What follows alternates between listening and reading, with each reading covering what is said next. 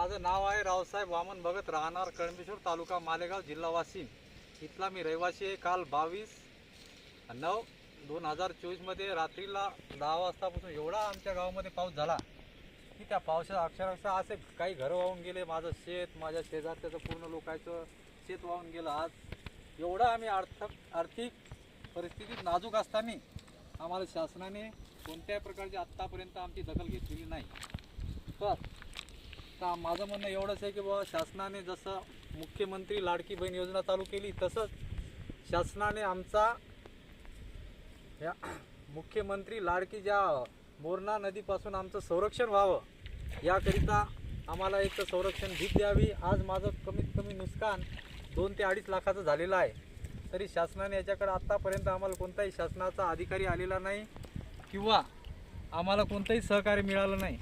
आम्ही एवढ्या आर्थिक परिस्थितीत झुंजा लागलो की आता पूर्णपणे आमचं शेतातलं पूर्ण शेतामध्ये नदी पडली. आणि या नदीचा सांगायचं तात्पर्य की या नदीचा संरक्षण भीत नसल्यामुळं ही नदी पूर्ण शेतामध्ये पाणी पोचलं. पूर्णपणे पाणी झालं. आज माझं बी आहे, माझ्या भावाचं आहे, माझ्या आत्याचं आहे. असे कमीत कमी आमच्या 10 ते 20 शेतकऱ्याचं नुकसान झालं. शासन याच्याकडे दुर्लक्ष करत आहे.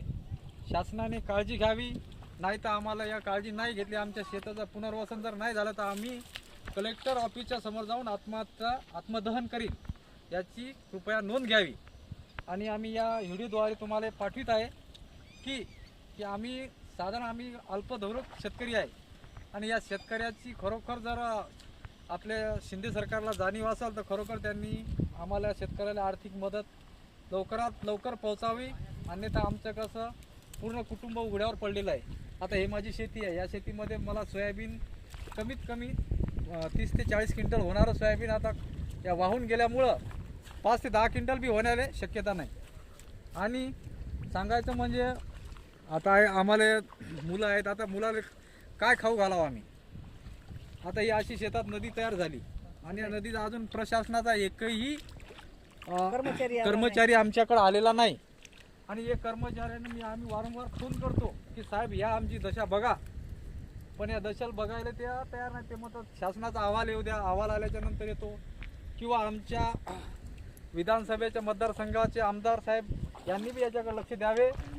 व तसेच आमचे लोकसभेचे जे खासदार आहेत त्यांनी बी आम्हाला आर्थिक सहाय्य मिळवून द्यावं.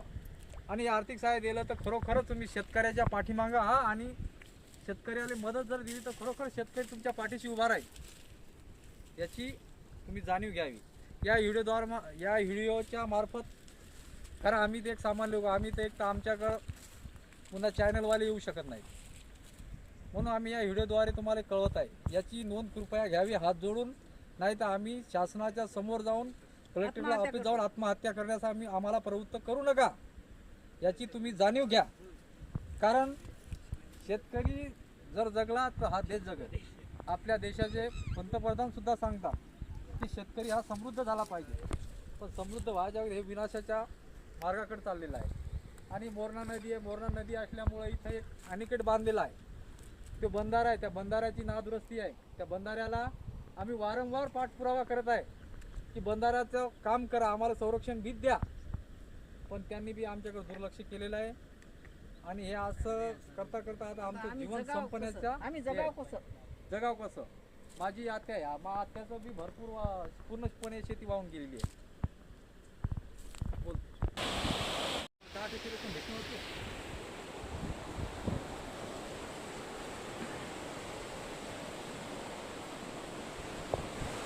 सागर याची शूटिंग घेतली का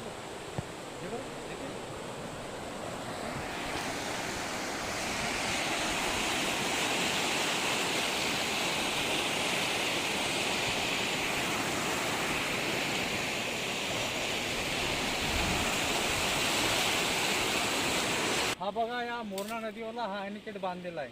या कटामुळे माझ्या शेतीचं अतोनात नुकसान झालं. शासनाला आम्ही वारंवार संरक्षण भीत बांधण्यासाठी त्यांना विनंती केली. 10 वेळा आम्ही स्वतः 2 ते 3 वेळा आम्ही स्वतः याच्यामधलं जे अडकलेलं मटेरियल काढलं.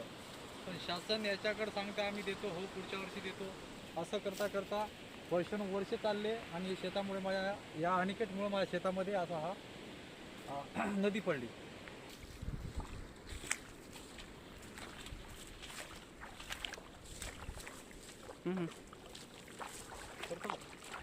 बघा ही अशी नदी पडल्यामुळं पहा आमचं एवढं अतोनात नुकसान झालं.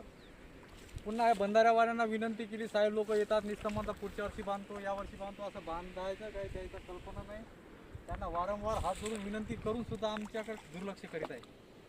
तर याची या व्हिडिओद्वारे आम्ही कळवतो की आमची कृपया शासनाने दखल घ्यावी, अन्यथा आम्हाला आत्महत्या करण्यास प्रवृत्त करू नये याची नोंद घ्या.